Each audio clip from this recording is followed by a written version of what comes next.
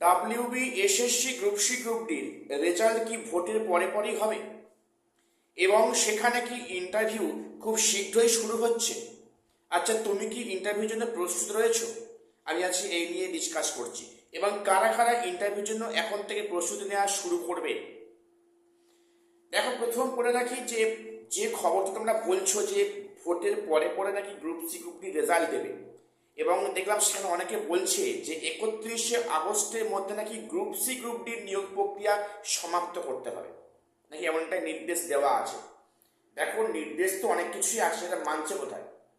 প্রথম বলি, আমি আগেও বলেছি এখনো বলছি, গ্রুপ সি, গ্রুপ ডি কিন্তু রেজাল্ট, ফাইনাল রেজাল্ট অর্থাৎ প্রিলিমিনারি ইন্টারভিউ লিস্ট এখনই প্রকাশিত হবে না, যেটা পরিষ্কার ইঙ্গিত।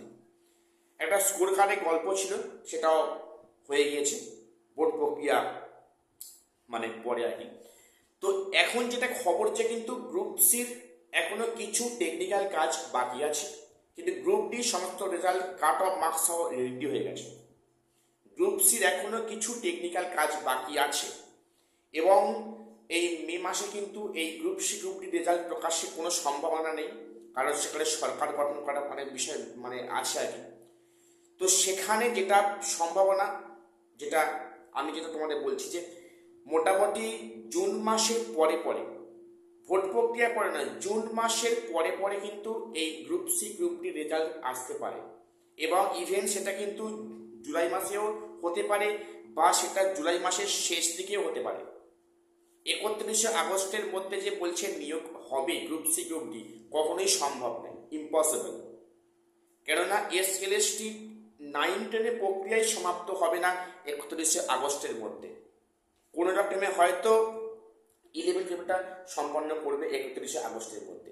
এবারে বিষয়টা বলে রাখি যে মোটামুটি তাহলে জুন মাসের পরে পরে কিংবা জুলাই মাস নাগাদ গ্রুপ সি, গ্রুপ ডির প্রিলিমিনারি ইন্টারভিউ লিস্ট প্রকাশিত হবে, এবং তার পরে পরে কিন্তু মোটামুটি আগস্ট মাস নাগাদ, এক কথায় বলতে গেলে পূজার মধ্যে কিন্তু ইন্টারভিউ কাজ শুরু হওয়ার সম্ভাবনা খুব বেশি গ্রুপ সি, গ্রুপ ডির ক্ষেত্রে, এবং সেখানে computer typing test.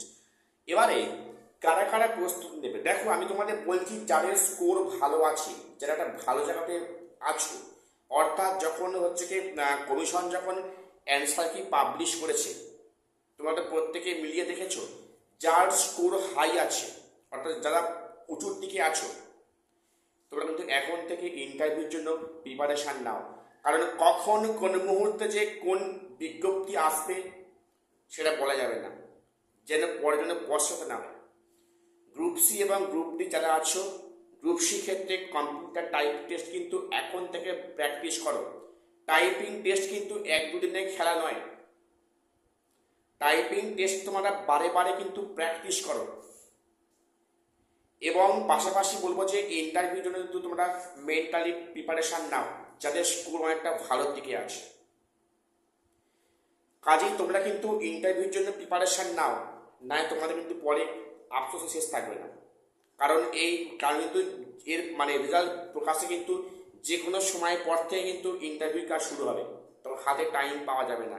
Group C ক্ষেত্রে computer typing test plus interview, এবং গ্রুপ ডি ক্ষেত্রে শুধুমাত্র ইন্টারভিউ। তোমরা কিন্তু এখন থেকে জোর কদমে প্রিপারেশনটা শুরু করো, যাদের স্কোর অনেকটা হাই আছে। আমি এটুকুই আপডেট দেওয়ার ছিল। যারা বলতো যে ভোটে পরে পরে গ্রুপ সি, গ্রুপ রেজাল্ট, এটা সম্ভব নয়, এটা প্রায় অসম্ভব, আমি তোমাদের বলে রাখলাম। খুব আগে হলে জুন মাসে, আর দেরি হলে ম্যাক্সিমাম আগস্ট মাসে হতে পারে। সেক্ষেত্রে 31শে আগস্টের মধ্যে নিয়োগ প্রক্রিয়া একটা দুঃস্বপ্নের সমান।